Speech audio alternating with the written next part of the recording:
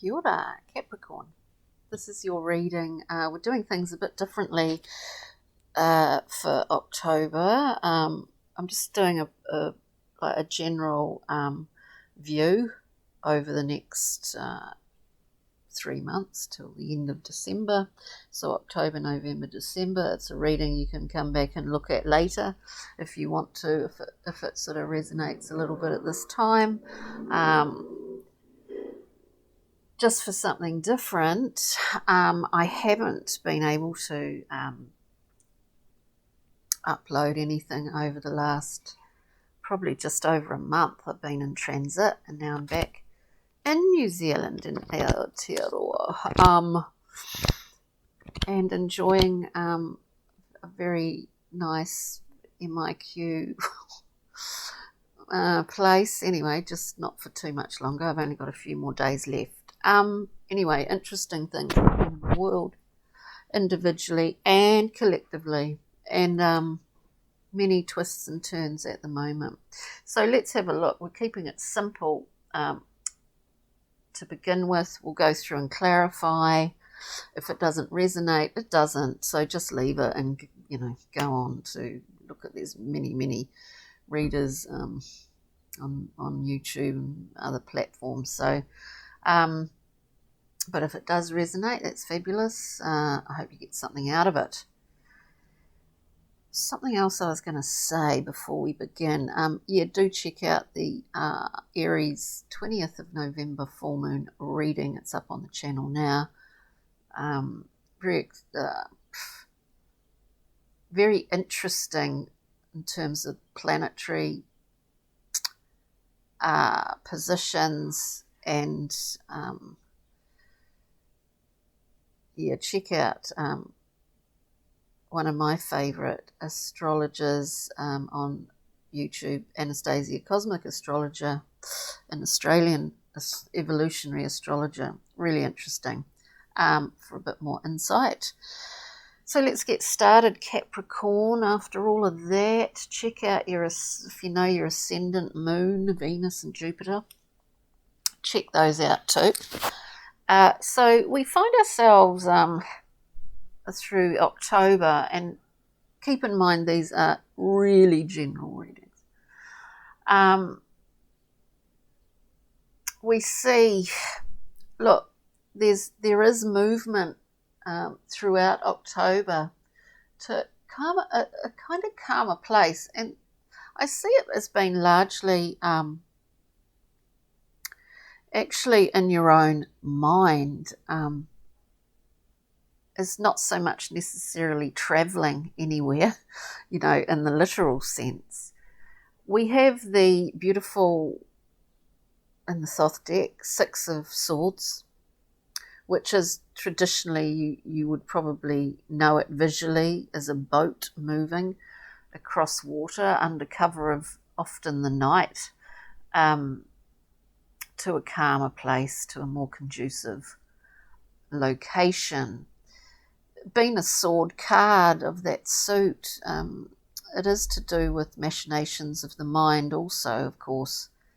So I see you moving into a calmer place in your own psyche.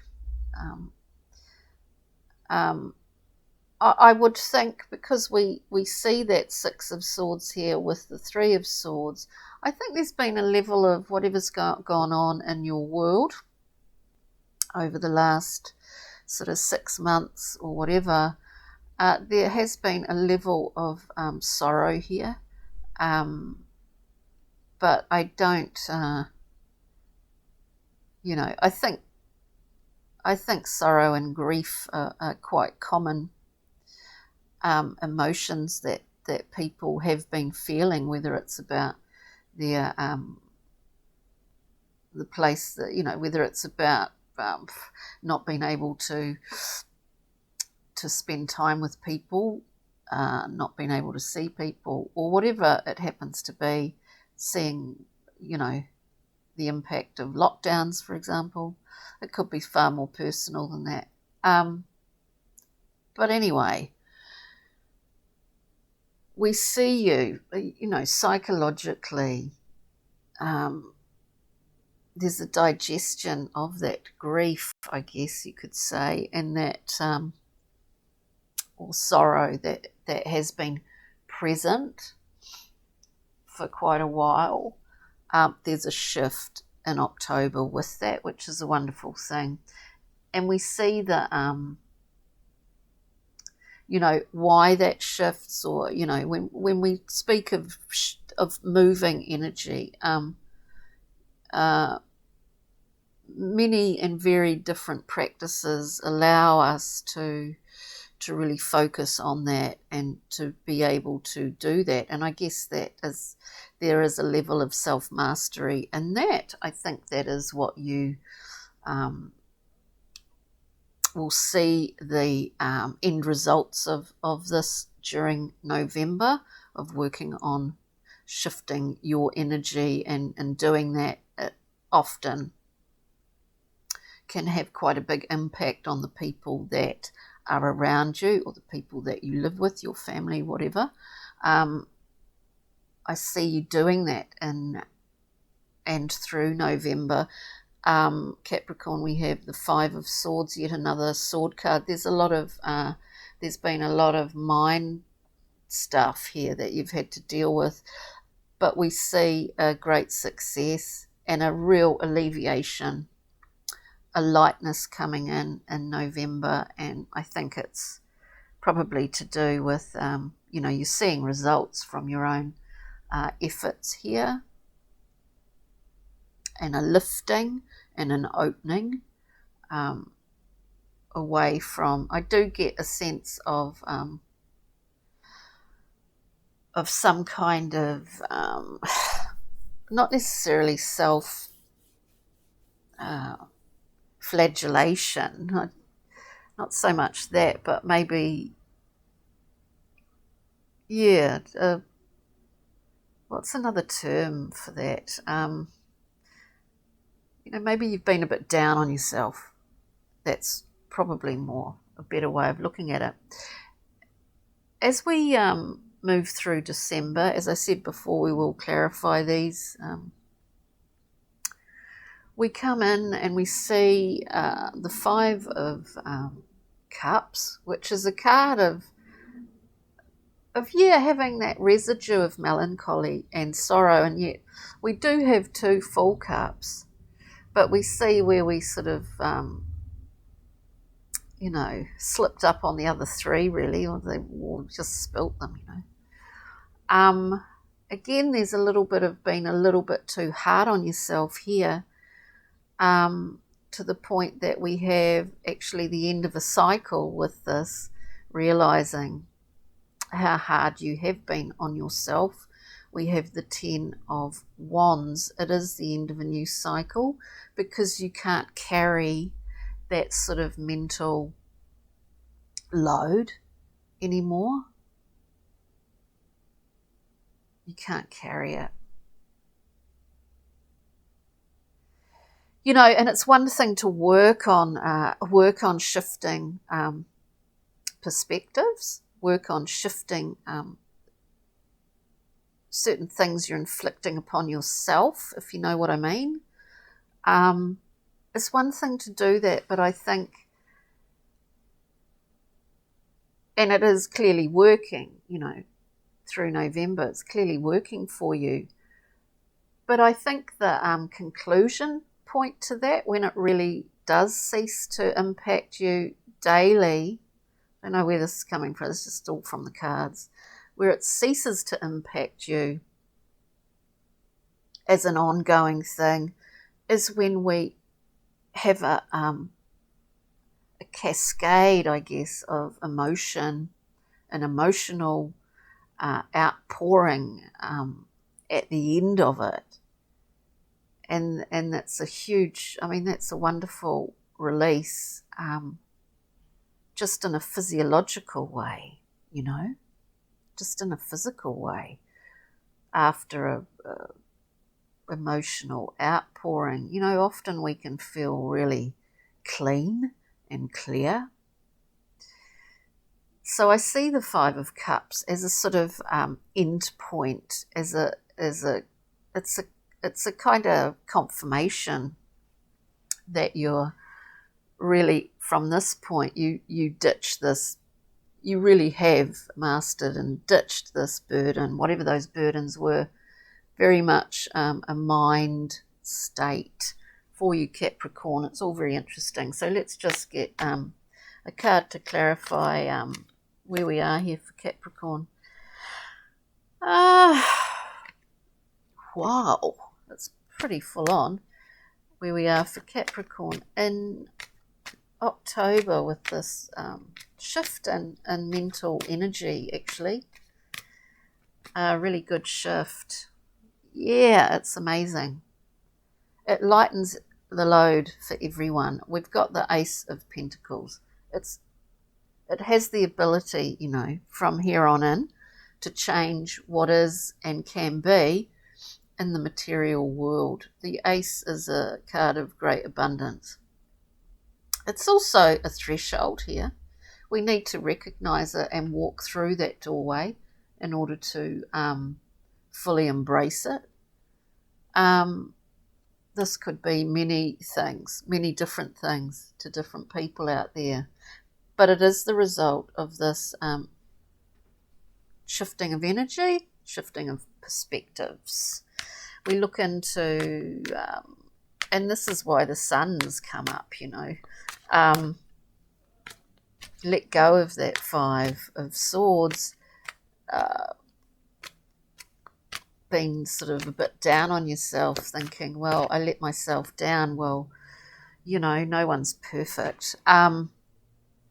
We have that sun shining amazingly, you know, brightly here. I do get a sense, we see in November the clarifying card, the Two of Discs. I do get the sense that what comes out of this is more than what you think. Whatever the situation has been for you, and it's been ongoing for a while, I think, whatever the situation is, you know, first and foremost, just pause for a moment and see, okay, the clarifying card here for the Sun and the Five of Swords is the Two of Discs. So we're keeping a balance, we're keeping equilibrium. There's movement all around us. This isn't making a decision, it's sort of biding time. It's biding time because we know the sun is coming out again. We know it's coming out. The other aspect of this, which I notice just visually, you know, that what comes out of this whole experience, as I said, whatever this is for you, Capricorn, is that it brings in potential collaborative efforts, not only with other people, but actually involving building something new. Whether this is projects, something new, but it is about collaboration. But this is future forward, I would imagine, if you could say that. So it's pretty amazing. And then we get into December where you really unload, get rid of that burden. Yeah, that's just totally sums it up. We have the Four of Swords, the card of respite and rest. Actually, I often think, you know, there's a monastic element to this. There's a, you know, it's like a, you're able to enter a chamber with crisp white sheets and light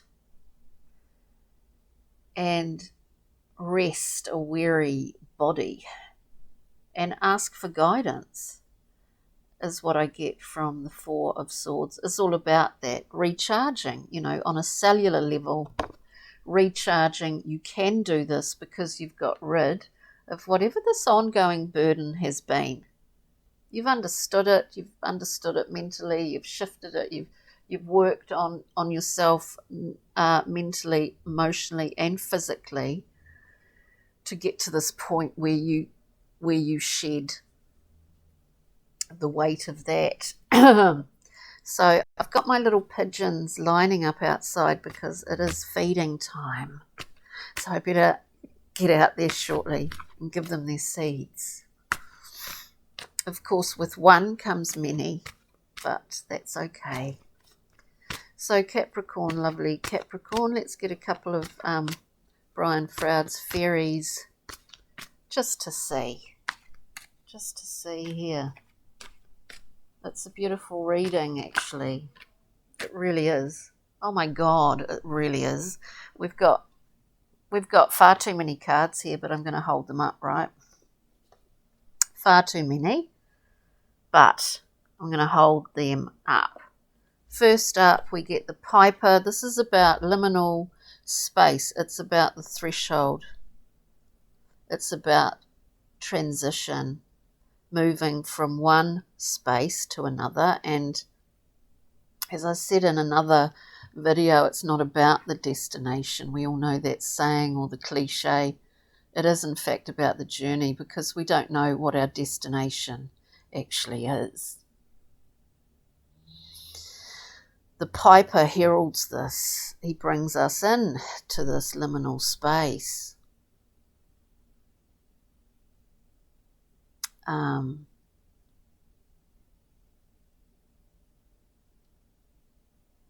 You know, it's a sacred space. The passageway of many question marks, really. I find that interesting. Secondly, oh no, it was the other way around. So, sorry, it's hard to see these. Secondly, we have a breaking away from a kind of, whether it's physical addiction or bondage of any kind, like whether it's habits of the mind, habits of chemicals. Lisa the Shadows breaks free and actually acts as a mentor for others. You see where she goes, she takes the light. It's breaking up the darkness with the light. She's a advocate for others as well. So I find that amazing. We have an infusion, of course, after breaking free of that bondage. We have the fairy that was kissed by the pixies, infused with life force, with chi energy, flowing through, up and beyond and out to everyone that this fairy is in contact with. It's just life force rising, beautiful, like, you know, a great awakening, kundalini blast. And then we have a great mother love card of the singer of the chalice, I should say. A gift of love, like the Ace of Cups. Unconditional, free-flowing bounty. It's a cradle. It carries you through. And then the wonderful old gnome, the Magician card, on top of the world, able to have a bit of a laugh about everything that's gone on, Capricorn. Now, last but not least, we have 3 cards face down. 3 cards face down. We have, from my own deck, imaging, the strength of your imagination. Don't underestimate it. Everything starts with a seed. Everything starts small. But we prepare the soil. We prepare the ground for these things to come into form, and they will come into form. We have this gorgeous, I love this card, from Kim Cran's Animal Spirit, I think. It's called The Beautiful Lamb. We've got levels of compassion that possibly we didn't have before, Capricorn. I say that, well, strangely enough, and then we pick these two cards up. We have compassion.